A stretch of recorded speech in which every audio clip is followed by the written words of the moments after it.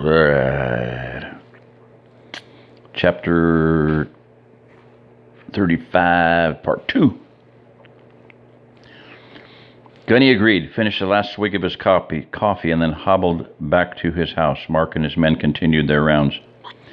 At the end of his shift, Mark radioed the sheriff. The lawman agreed that, while the men were probably harmless, a couple of things did seem a little suspicious. He especially didn't like the sound of the nickname that Mark had overheard, and if only the computers were up, he could run it through the system and see what he could find. He said he'd send a car out to look around later. They'd had some problems in town during the night, and all of his guys were tied up right now. It sounded to Mark like he thought he would like to say more, but couldn't over the radio. Mark thanked him and signed off. As Mark walked back to his house, his thoughts drifted to his family in Waco. He wondered how they were doing. Before the burst, he had talked to them at least once a week. Now it had been almost a month. He knew that Mike had always thought something like this could happen and that he had prepared for it. Mark was sure they were fine, but he certainly would like to know beyond a feeling. As he approached his house, his thoughts were interrupted by the sound of Jess's voice. It had that tone that told him someone was in trouble. He walked through the door just in time to see David catch the end of a long tirade. "I hate it," David yelled at his mother. "You can't make me go." Mark had never seen his son have this much attitude with his mother. He started to get angry and jumped right into the middle of this fracas. However, he calmed himself down and waited to be invited in. He didn't have to wait long. "Arg!" Jess turned to look at her husband. "Your son doesn't want to go to school. I can't do anything with him, and I'm already late for class. You have to talk some sense into him." Jess grabbed her book bag and stomped out the door. Mark loved his wife, but she sometimes had a way of alienating even him.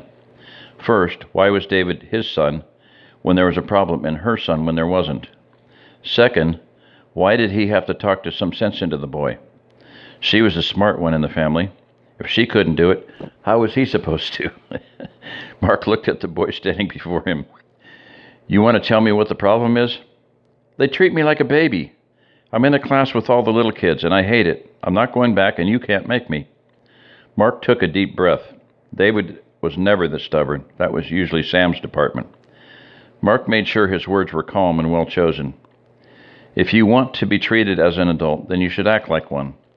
The last time I checked, I was still your father, and telling me what I can and can't do is not likely to help me see things from your perspective, is it?" Mark hated this part of parenting. He guessed all parents did, but his words had the desired effect. David hung his head. "No, sir." "You want to try again?" "Dad, Mom put me and Joey in the class with all the little kids. Most of them are 3rd and 4th graders. I'm not learning anything, and I hate being treated like a baby." "Are you doing the same work as the smaller children?" "Not exactly, but in music class we have to sing the kiddie songs, and the teachers talk to us like we're in kindergarten. Joey hates it too." "Did you try to discuss this with your mother like an adult?" "Yes, sir, but she told me there wasn't any choice. There aren't enough kids my age to have a class just for me. She told me to get over it and get my butt to school. You know, Mom." David finally cracked a small grin at his last sentence. It was a little thing that the Turner children and their father had said quite often to explain the unpredictability of their mother and wife. "Yes, sir," Mark grinned back. "I know, Mom." His face took a more serious look. "I'll tell you what. I'll talk to your mom about this. I can't promise you anything will change, but I'll try. In the meantime, you go back to class and have a good attitude for the rest of the week, and we'll do anything you want on Saturday." "Really?" "Yes, really. I want to go to the deer lease and hunt." Mark paused. "Well, I don't know if we—" "You said anything I wanted," David reminded his father. "So I did." "Okay, you got it. Now, like your mother said, get your butt to school." "Yes, sir." Mark watched the boy, young man he corrected himself, run out the door and toward the other house where he was supposed to be. Mark swallowed hard. He didn't know if he was more apprehensive about telling Gunny that he was going to the lease or talking to Jess about David's problem. He realized he was being silly. He was way more afraid of his wife than he was of Gunny. Might as well get the easy one done, he thought. He walked over to Gunny and Abby's house and talked to the old man. Gunny argued with him a little bit, but gave in fairly quickly when Mark said he would only be gone for the day and agreed to take 2 or 3 men with him. The 2 men talked for a while, and then it was time for guard class. Mark walked with Gunny down to the class. He always enjoyed Gunny's classes. He had a unique method of getting his point across, and Mark liked being the student instead of the teacher for a change. Plus, Gunny always had a drill or exercise that would test how well you paid attention, and woe to anyone who didn't. After class, Mark went home for lunch. Jim had been working in the garden, and he was washing up in the kitchen sink. He said hello as his friend walked in. "Hey, Jim, I promised David I'd take him to the lease on Sunday. You want to go?" Just then, Samantha opened the screen door into the kitchen. "I want to go," she said. "We're going hunting," Mark informed her, as if she hadn't heard him right. She never wanted to go, even though her dad had invited her many times. "Well, duh." She tipped her head to the right, doing her blonde impression. "What else would you do there?" "But you never want to go." "That was when I could go to the mall or the movies. Now a hunting trip sounds like a big-time fun," she smiled. "Okay, you're in."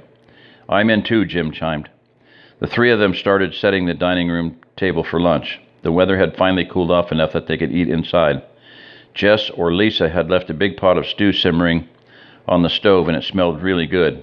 The table was almost ready when Jess, David, Lisa, and the twins came into the house. Mark turned to look at his wife, expecting that she'd be pleased with him for getting David back to school.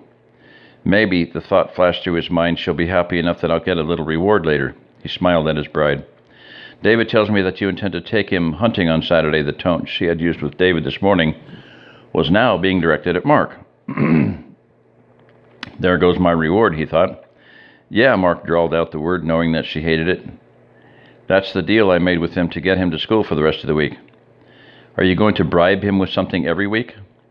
Jess usually didn't like to argue in front of other people, or even the kids for that matter. Something must really be under her skin. Mark tried to bring the intensity of the discussion down to a more civilized level. "No, just this once. Then what?" "By then, I'm sure you'll have found a solution to David's concerns about his class." Mark hoped that would at least put this discussion on hold for the moment, but he could see that his efforts to de-escalate and end the argument had backfired. Jess's face turned redder than her hair, and Mark braced himself for Hurricane Jessica. She launched into a 5-minute philippique that Mark was able to make little sense out of. As he stood there in the Category 5 winds of anger, he saw Sam whisper something to Dave. The youngest Turner grabbed the twins and herded them outside, while Sam filled 4 bowls with stew and followed him. At least his children had the insight to evacuate before the terrible storm surge reached their level. Jim and Lisa just stood dumbfounded, mouths tightly ajar. It was as if they couldn't look away from the fury of the frightening power of nature displayed before them.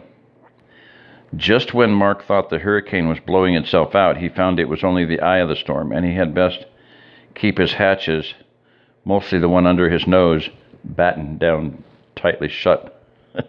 The lee side of the storm was a little easier to make sense of. It seemed that the education committee as a whole had agreed on the class composition, and not just her.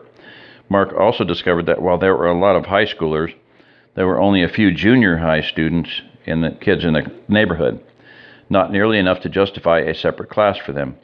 The wind then switched direction suddenly, as it does in a tropical storm, and blew from the "it's too dangerous for you and David to go by yourselves" bearing. "Jim's going with me," Mark said without thinking. Lisa's head snapped around to look at her husband, as a tree might snap in a ferocious wind, finding its way to destroy a house or car. Mark caught the "thanks, buddy" look from his friend out of the corner of his eye. "Well, Gunny probably won't let you go anyway," the howling wind taunted.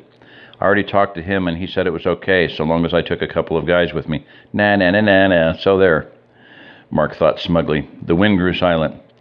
To the uninitiated, it might look as if the storm was over, but not to the seasoned tempest sufferer Mark had become in his 20 years of matrimony. No, the typhoon was attempting to back out over the warm sea waters, reorganize itself, intensify, and batter him again in a manner that would make the first time seem like a summer squall.